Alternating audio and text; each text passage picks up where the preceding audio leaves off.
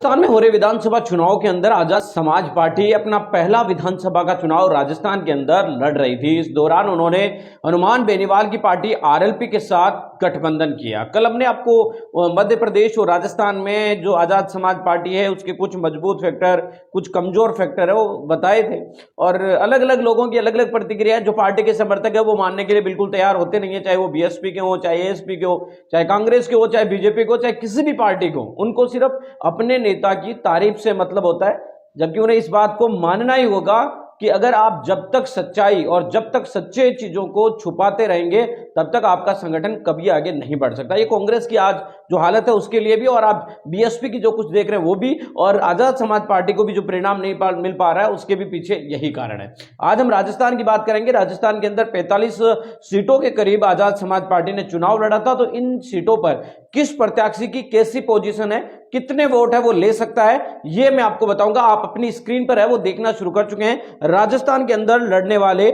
जो विधानसभा के चुनाव है, आजाद समाज पार्टी के कैंडिडेट है वो जो लड़ रहे हैं उनकी लिस्ट आप अपनी स्क्रीन पर देख पा रहे हैं। पहला नाम आप सभी देख पा रहे हैं, सांगरिया की सीट से डॉक्टर परम नवदीप सिंह चुनाव लड़ रही हैं, जो कि पूर्व विधायक यहां से रह चुकी हैं। अच्छी खासी स्थिति है और अच्छे खासे वोट है वो लेकर आने की इनकी संभावना। ये पूर्व विधायक रह चुकी है तो एक आजाद समाज पार्टी के पास मजबूत प्रत्याशी है।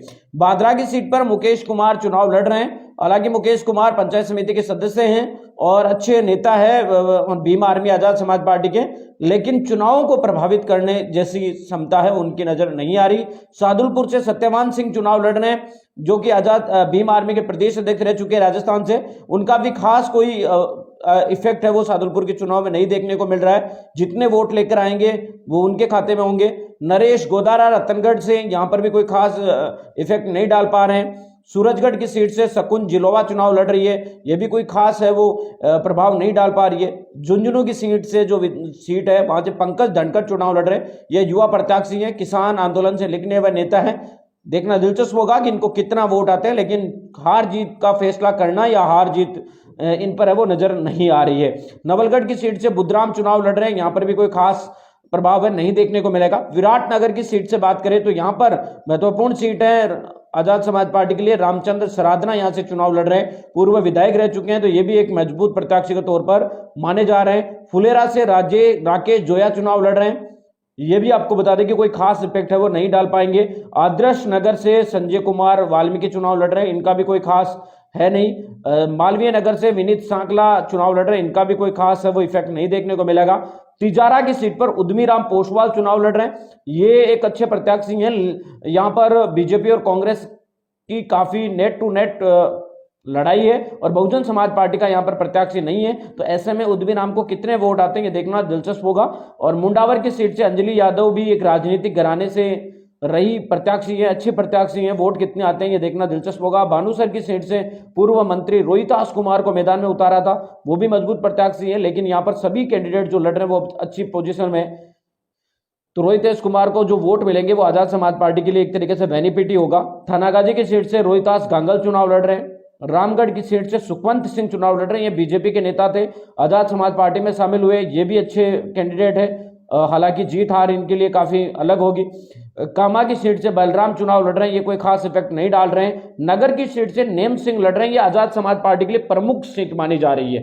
नगर की सीट जो भरतपुर जिले के अंतर्गत आती है, नेम सिंह फौजदार यहां से लड़ रहे हैं। कई सारे लोगों का यह मानना है कि नेम सिंह पहले समाजवादी पार्टी से यहां चुनाव लड़ते रहे, लेकिन इस बार नगर के अंदर बसपा का प्रत्याशी मजबूत नहीं है। ऐसे में नेम सिंह को यहां पर काफी मजबूत है वो वोट मिलता है, क्योंकि नगर के अंदर पहले बसपा पिछला चुनाव जीत चुकी है और कांग्रेस के खिलाफ माहौल है। बसपा से जीतकर ही कांग्रेस में जो विधायक गए थे, इसकी वजह से नेम सिंह को है फायदा होता नजर आ रहा है। और अगर आजाद समाज पार्टी खाता खोलती है तो नेम सिंह नगर की वो सीट है वो पहली सीट हो सकती है।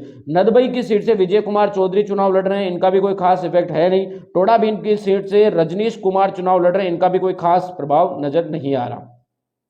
करौली की सीट से पप्पू चुनाव लड़ रहे हैं, ये भी कोई खास प्रभावी नहीं है। महुआ की सीट से मकुल बढ़ाना चुनाव लड़ रहे हैं, इनका भी कोई खास इफेक्ट है वो नहीं देखने को मिलेगा। सिकराई की सीट से मनीषा देवी का भी कोई खास है वो इफेक्ट नहीं देखने को मिल रहा है। दोसा के अंदर राधेश्याम मीणा चुनाव लड़ रहे हैं ये कुछ हद तक वोट लेंगे, लेकिन चुनाव को प्रभावित करे ऐसा कुछ वोट नहीं नजर आ रहा है। गंगापुर सिटी से मुकेश कुमार चुनाव लड़ रहे हैं। मुकेश कुमार बेरवाग आजाद समाज पार्टी भीम आर्मी के कार्यकर्ता हैं, कई सालों से आजाद समाज पार्टी में काम कर रहे हैं, पूर्व वर्तमान में सरपंच भी है यहाँ से, तो उनको अच्छा खासा वोट मिलेगा, ये भी मजबूत प्रत्याशी माने जा रहे हैं। टोंक की सीट से मोहम्मद शोएब खान चुनाव लड़ रहे हैं, तो यहाँ पर सचिन पायलट लड़ रहे हैं कांग्रेस से, तो मुस्लिम समाज का वोट मिलना काफी मुश्किल है।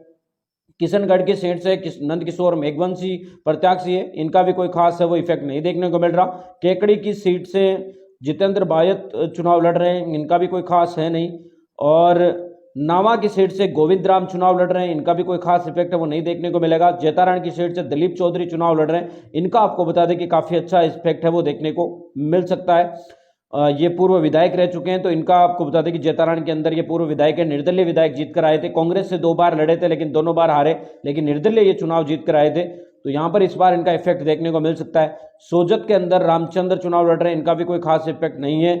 मारवाड़ जनसंघ से बाजाराम परियार चुनाव लड़ रहे हैं, इनका भी कोई खास है वो इफेक्ट नहीं आएगा चुनाव परिणाम के अंदर। हालांकि आजाद समाज पार्टी के लिए जितने वोट लेकर आ रहे हैं उनके लिए तो वो नए वोट होंगे। बाली से शैलेश कुमार मोहसलपुरिया चुनाव लड़ रहे हैं, अच्छे प्रत्याशी हैं, लेकिन कितना प्रभावित कर पाते हैं चुनाव को ये देखना दिलचस्प होगा। सरदारपुरा जो कि अशोक गहलोत की सीट है, यहाँ पर शैतान सिंह आजाद समाज पार्टी के चुनाव लड़ रहे थे, तो यहाँ पर भी कोई खास इफेक्ट है वो नहीं देखने को मिलेगा। गुड़ा मालानी की सीट पर प्रभुराम चुनाव लड़ रहे हैं, यहाँ पर भी कोई खास इफेक्ट है वो नहीं देखने को मिलेगा।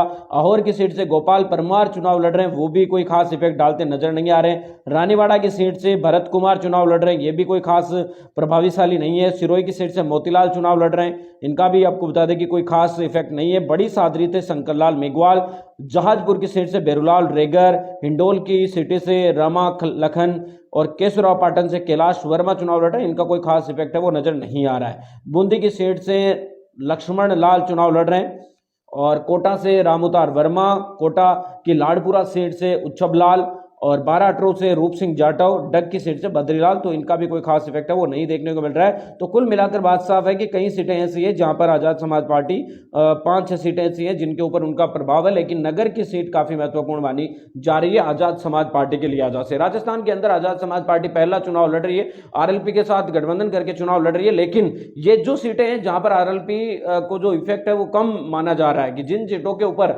आजाद समाज पार्टी चुनाव लड़ रही है वहां पर आरएलपी यानी हनुमान बेनीवाल का इफेक्ट है वो काफी कम है।